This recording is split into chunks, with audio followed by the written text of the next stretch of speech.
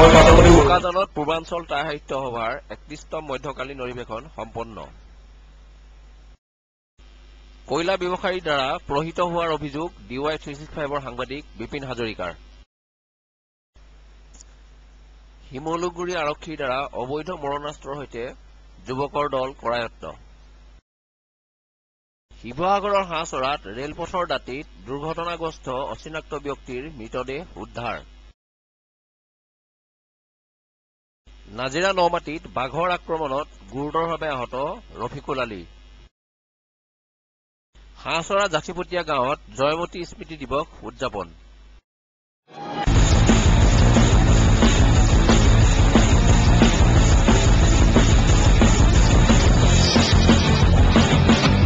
কাৰ্বি আংলং জিলাৰ বোকাজানত যোৱা 23, 24 আৰু 25 মাৰ্চত তিনিদিনীয়া কাৰ্যসূচীৰে পূৰ্বাঞ্চল টাই সাহিত্য সভাৰ ৩১তম মধ্যকালীন অধিৱেশন সম্পন্ন হৈ যায়। 25 মাৰ্চত অনুষ্ঠিত মুকলি সভাত সভাপতিত্ব কৰে কেন্দ্ৰীয় সমিতিৰ সভাপতি প্ৰণৱ গগৈয়ে। উক্ত সভাত বিশিষ্ট অতিথিৰূপে উপস্থিত থাকে টাই আহোম উন্নয়ন পৰিষদৰ সভাপতি যোগেন্দ্ৰনাথ ফুকন। এই টাই সাহিত্য সভাৰ যোগেদি আপোনালোকৰ কাৰণে জাতিটোৰ কাৰণে আমি কিবা এটা কৰিব লাগিছিল। এই মিটিংখন শেষ হোৱাৰ আগতে তেওঁলোকে ঘৰলৈ যাবলৈ তৎকালিকে হ'ল। আজি যদি আমি আঁচনিবোৰত ৰাইজে সহানুভূতিৰে সহযোগিতা নকৰে, অৰ্থাৎ তেখেতলোকে যিবোৰ ৰিপৰ্ট দিব লাগে আমাক ৰিপৰ্ট নিদিয়ে, তেতিয়া কি হ'ব? এইবোৰ যে এওঁলোকে আমি ইমান কোৱা স্বত্ব তেওঁলোকে তাত দিয়া নাই।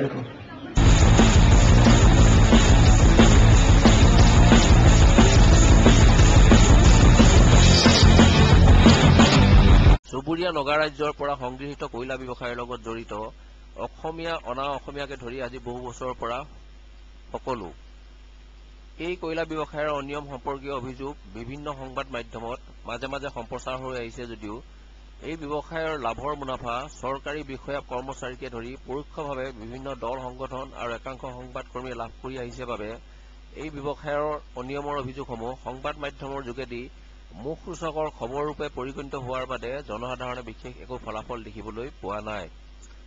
আনহাতে কয়লা ব্যৱসায়ৰ অনিয়ম সম্পৰ্কীয় বাতৰি সংগ্ৰহ কৰিবলৈ গৈ কয়লা ব্যৱসায়ীৰ দ্বাৰা প্ৰহিত হোৱাৰ অভিযোগ কৰিছে DY365ৰ সাংবাদিক বিপিন হাজৰিকাই।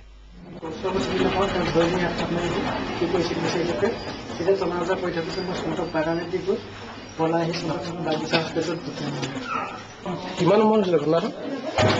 12:15 বজাত নেকি? আপুনি কেনেকুৱা গৈছিলে নেকি? মই বিহুপুৰ থানালৈ আহি আছিলোঁ। হয়, আপোনাক কোনে এটেক কৰিছে আপুনি চিনি পাইছে? মই মানুহকেইজন চিনি নাপালোঁ, কিন্তু চিনি নাপালোঁ। স্বাস্থ্যৱান মানুহ হ'লে 5-6জন আছিল।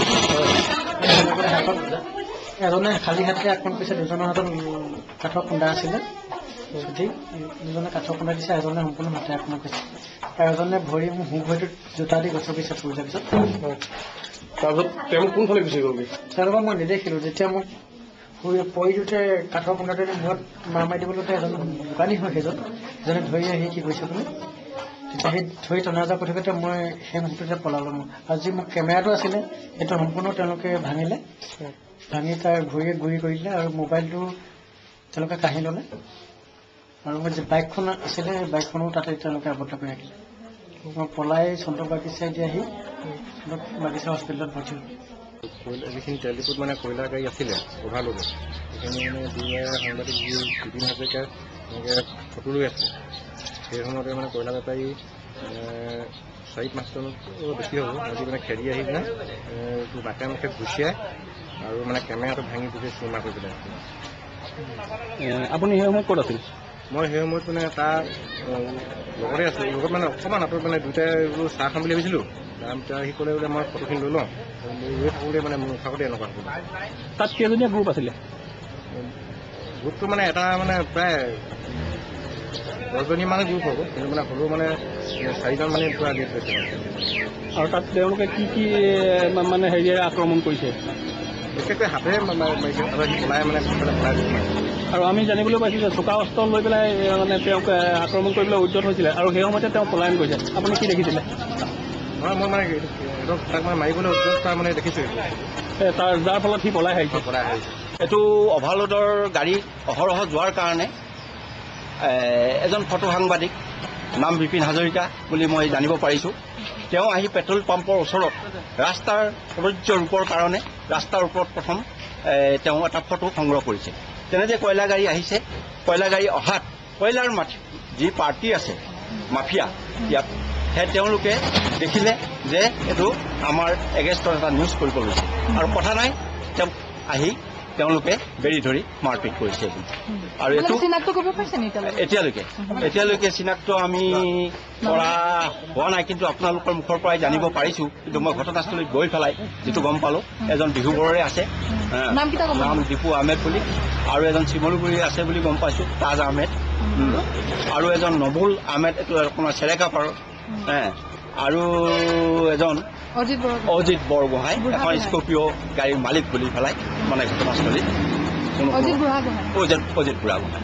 আৰু এইকেইটা আমি এতিয়া FIR মই হস্পিটেলত তেওঁ আছে যিহেতুকে তেওঁক লৈ গৈ মই থানাত লৈ গৈ এখন FIR ল'ম আৰু লৈ ইমিডিয়েট তেওঁলোকক এৰেষ্ট কৰাৰ ব্যৱস্থা কৰিম।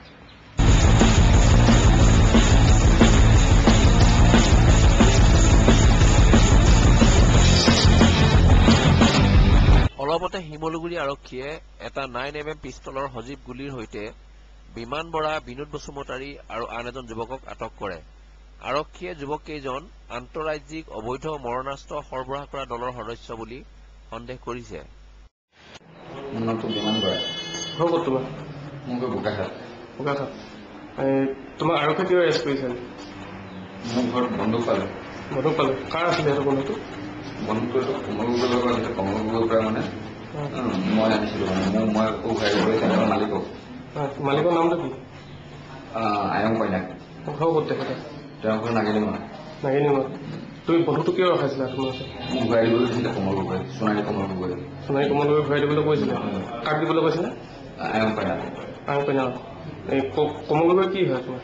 কমল গগৈ মানে বন্ধুটো তেওঁক লৈছিলে কিনি পেলাই। হয়। বন্ধুটো মেগীটো বেয়া কাৰণে ঘূৰাই দিছিলে। তুমি এইটো ব্যৱহাৰ কৰিছিলা নেকি ক'ৰবাত? ক'তো ব্যৱহাৰ কৰা নাই। গুলীকেইটা আছিলে তাত? গুলীকেইটা 3টা আছিলে। গুলীকেইটা সজীৱ নে? গুলীকেইটা সজীৱ গুলী নে? কি বুলি এটা মানে যেনেকৈ খুৱাইছে মই তেনেকৈ খুৱাই থৈ দিছিলোঁ। কাহানি আনিছিলা তুমি তাত? কাহানি দিছিলা তোমাক? দেওবাৰে। দেওবাৰে। তোমাৰ নামটো? বিনোদ বসুমতাৰী। ঘৰ ক'ত তোমাৰ? স্নাইত্য ঘাটত। তুমি ইয়ালৈ কিয় আহিছিলা? কি কাম কৰা তোমালোকে? ক'ত কৰা? নাগিনীমৰা। তোমাৰ বিনোদ নে কি সেইজন কি হয় তোমাৰ? ককাই হয়। বিমান কি হয় তোমাৰ? ভিনী। কিয় মাতাত ভিনী? আমাৰ ঘৰৰ ওচৰৰ ছোৱালী আনিছে। হয়। তেওঁক কেতিয়াবা চিনি পায়? মই চিনি নাপাওঁ। ককাই চিনি পায়। এতিয়া তোমাৰ আৰক্ষীয়ে যে গ্ৰেপ্তাৰ কৰিছে, কিহৰ কাৰণে কৰিছে বুলি ভাবা? ছাৰ দুটামান বম চম পাইছে আৰু পিষ্টল চিষ্টল। হয়। মই খালি কামলৈ আহিছিলোঁ, মই লগত বুলি মই ঘূৰি আহিছিলোঁ। ক'ত আছিলে তোমাৰ? মই ঘৰৰ পৰা আহিছিলোঁ। ক'লে আজি কামলৈ নাপায়, কাইলৈ যাব। আৰক্ষীয়ে ক'ৰ পৰা আনিছে তোমালোকে? আৰক্ষীয়ে ক'ৰ পৰা? ঘৰৰ পৰা। সোণাৰীৰ পৰা আনিছিলে তোমাক? সোণাৰীৰ পৰা মাতিলে মই আহিলোঁ। কিমান সময়? 3টামান বজাত আহিছোঁ। যিটো বন্ধুক এতিয়া পাইছে আৰক্ষীয়ে, সেই বন্ধুকটো কাৰ বুলি ভাবা তুমি? বিমানৰ। তেওঁ আগতে এনেধৰণে লৈ ফুৰে নেকি এনেকুৱা বস্তু? চব নাজানো। নোপোৱা?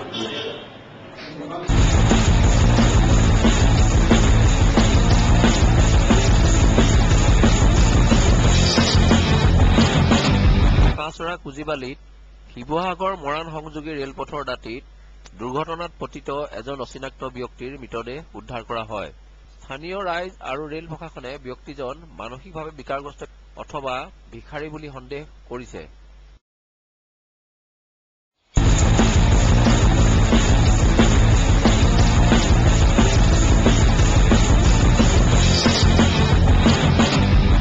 যোৱা 2 এপ্ৰিল সোমবাৰে নাজিৰা নমাটিত এটা নাহৰ ফুটুকী বাঘৰ আক্ৰমণত ৰফিকুল আলী নামৰ এজন ব্যক্তি গুৰুতৰভাৱে আহত হয়। ঘটনাৰ দিনা পুৱা 7:30 মান বজাত ওচৰৰ এখন হাবিত লুকাই থকা নাহৰ ফুটুকী বাঘটোৱে আকস্মিকভাৱে আক্ৰমণ কৰি ব্যক্তিজনৰ ডিঙি, বুকু আৰু কান্ধত আঘাত হানে। আনহাতে ঘটনাটোৰ সম্পৰ্কত নাজিৰাৰ বন বিভাগৰ কৰ্মীয়ে গাফিলতি কৰি 4 ঘণ্টাৰ পিছতো ঘটনাস্থলীত উপস্থিত নোহোৱাৰ অভিযোগ কৰিছে স্থানীয় ৰাইজে। এই জেগাডোখৰ কি বুলি কয়? নমাটি। আমি শুনামতে কিবা বাঘ এটা ওলাইছিলে এইডোখৰত? মই পিছফালে থাকোঁতে মানে ইয়াত হুলস্থুল লাগিলে, বান্দৰৰ খুব চিঞৰ লাগিলে। তাৰপিছত তেনেকুৱাতে মানে ল'ৰা এটা ইফালৰ পৰা আহিছিলে, যিটো ল'ৰাক কামুৰিলে মানে। নামটো কি তেখেতৰ? তেওঁৰ নাম ৰফিকুল আলি। হয়, ঘৰ ইয়াতে নে? ঘৰ ইয়াতে নমাতে। হয়, তেওঁ কিয় কাৰণে আহিছিলে বাৰু এইফালে? আহিছিলে মানে এই মানুহ ঘৰলৈ আহিছিলে। হয়, এই মানুহৰ নামটো মুজিবুদ্দিন আহমেদ। যেতিয়া আপোনালোকৰ সেই মানুহজনক বাঘে কামোৰা দেখিছিলে আপুনি, তেতিয়া আপোনাৰ কেনেকুৱা এটা পৰিস্থিতি দেখা পাইছিলে? খুব চিঞৰিছে। দৌমাৰি আহিলোঁ, আহি পোৱা মই তাক মানে বাছটো ইফালে গুচি গ'ল। আহি বুকু তেনেকৈ ধৰি পেলাই মানে তালৈ গুচি গ'ল। গৈ লগালগ তাক মেডিকেলত লৈ গ'লোঁ। মেডিকেল লৈ যোৱাৰ পিছত তাক ডক্টৰে চাই মেলি চিলাই কৰি দিলে। 12টা চিলাই কৰিছে। তাৰপিছত ঘৰলৈ পঠিয়াই দিলে দৰৱ পাতি দি। ঘৰত অহাৰ পিছত পুলিচ বিভাগত খবৰ দিয়া হ'ল, তেওঁলোকো আহিলে। আহি পেলাই ফৰেষ্টক মানে খবৰ দিয়া 4 ঘণ্টামান হ'ল, 4-5 ঘণ্টা হৈ গ'ল। মানে সিহঁতি এতিয়ালৈকে কোনো ইয়ালৈকে আহি পোৱাহি নাই। সেইটো কি বাঘ আছিলে? এইটো ডাঙৰ ফুটুকী বাঘ। সেইটো আপুনি নিজে দেখিছিলে নে বাঘটো? মই নিজে দেখিছোঁ। হয়, সেইটো কিমান মান দীঘল হ'ব পাৰে? এইটো দীঘলটো 4 ফুটমান হৈ যাব। 4 ফুটমান দীঘল হ'ব। বাঘটো কোনফালে গ'লগৈ? বাঘটো অলপ এইফালে সোমাই গৈছে। হয়, সেই মানুহজনে ক'ত দুখ পাইছে বাৰু আপুনি দেখা মতে? ডিঙিত ইয়াত ফালিছে, তাৰপৰা এই নলীটোৰ ওচৰত ইয়াত ফালিছে, আৰু ইয়াত নখ 3-4টামান নখ বহিছে। ঘটনাটো কি হৈছিলে, এটা মানুহজন পিছফালে এনেকৈ আহিছিলে, সদায় আহি থাকে। ইয়াততো কোনো সিমান বাঘৰ সিমান উপদ্ৰৱ নাছিলে, আহে বুলি জানো। কিন্তু আজি অকস্মাতে একদম মুকলিতে এটা মানুহ আঘাত কৰিলে ডিঙিত। কিন্তু বৰ বেয়াভাগে আঘাত হ'ল। কিন্তু আমি থানাত জনালোঁ, থানা অফিচাৰ চব আহিলে, কিন্তু এতিয়ালৈকে স্থানীয় ফৰেষ্ট আহি নাপালেহি। এতিয়া 4 ঘণ্টা 5 ঘণ্টা হ'ব হ'ল।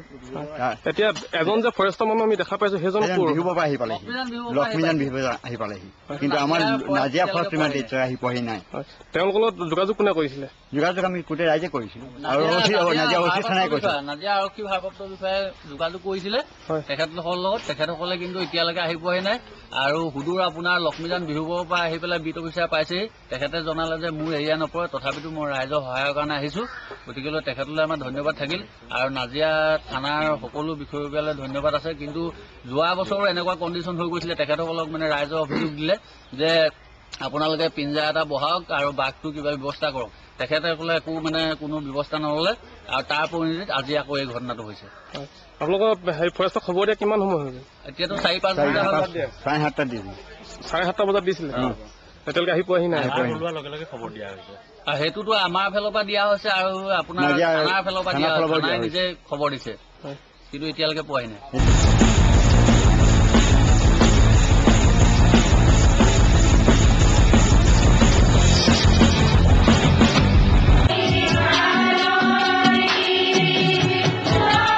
ৰাজ্যৰ আন অঞ্চলৰ দৰে শিৱসাগৰ জিলাৰ হাঁহচৰা, জাঠিপটীয়া আৰু চাওদাং গাঁৱত যোৱা 31 মাৰ্চ শনিবাৰে দিনজোৰা কাৰ্যসূচীৰে জয়মতী স্মৃতি দিৱস উদযাপন কৰা হয়।